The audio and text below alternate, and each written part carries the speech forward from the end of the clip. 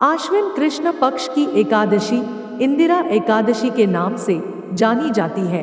इस दिन शालिग्राम की पूजा कर व्रत रखना चाहिए। पवित्र होकर शालिग्राम को पंचामृत से स्नान कराकर वस्त्र पहनावे और भोग लगावे तथा आरती पूजा इत्यादि करें। पंचामृत वितरित कर ब्राह्मण को भोजन व दक्षिणा देकर विदा करें।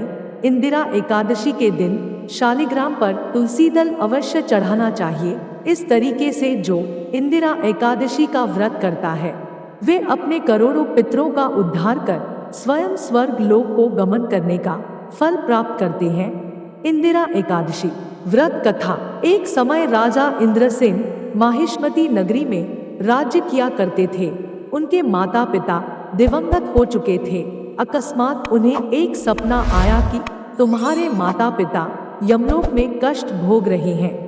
निद्रा भंग होने पर वे चिंतित हुए कि किस प्रकार से पितरों को इस यातना से मुक्त किया जाए। इस विषय पर राजा ने मंत्री से परामर्श किया। मंत्री ने विद्वानों को बुलाकर पूछने की स्वीकृति दी। राजा ने ऐसा ही किया। सभी ब्राह्मणों की उपस्थिति में स्वपन वाली बात पेश की गई।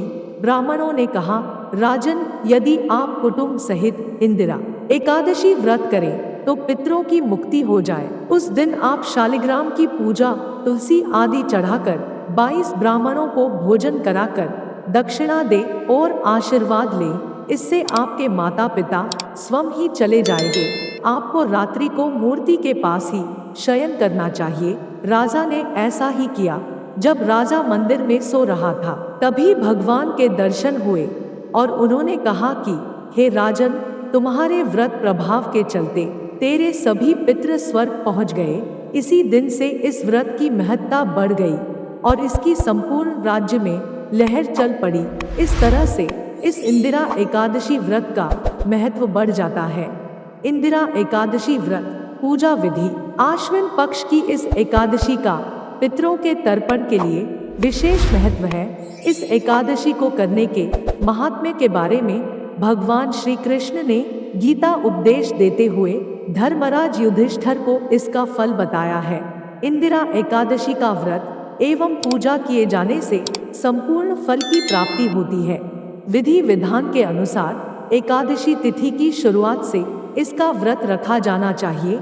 एकादशी तिथि को कर्मकर्ता को सवेरे जल्दी उठने के पश्चात नित्यादि कर्मों से निवृत्त होने के बाद शुभ मुहूर्त की घड़ी में विधि के अनुसार किसी जलाशय अथवा नदी में पितरों का तर्पण करना चाहिए।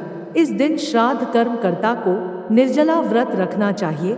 उपवास तोड़ते समय अपने सामर्थ्यानुसार ब्राह्मणों को भोजन कराकर दान दक्षिणा देने से पितरों को तृप्ति होती है। विद्वान पंडित के साथ ही श्राद्ध विधि की जानी चाहिए। स्वयं भोजन करने से पूर्व गाय तथा कौए को भी खिलाना चाहिए। रात्रि को इंदिरा एकादशी की व्रत कथा सुने तथा शालिग्राम से प्रार्थना करे कि जिस तरह आपने राजा इंद्रसेन के पितरों का तर्पण कर उन्हें मोक्ष प्रदान किया, उसी तरह हमें भी मोक्ष देना। आपको इंदिरा एकादशी कथा, महत्व और पूजा विधि की यह वीडियो कैसी लगी कमेंट कर जरूर बताएं। साथ ही इस वीडियो को कैसे बेहतर बना सकते हैं अपने सुझाव जरूर दें। हमें आपकी प्रतिक्रिया का इंतजार है।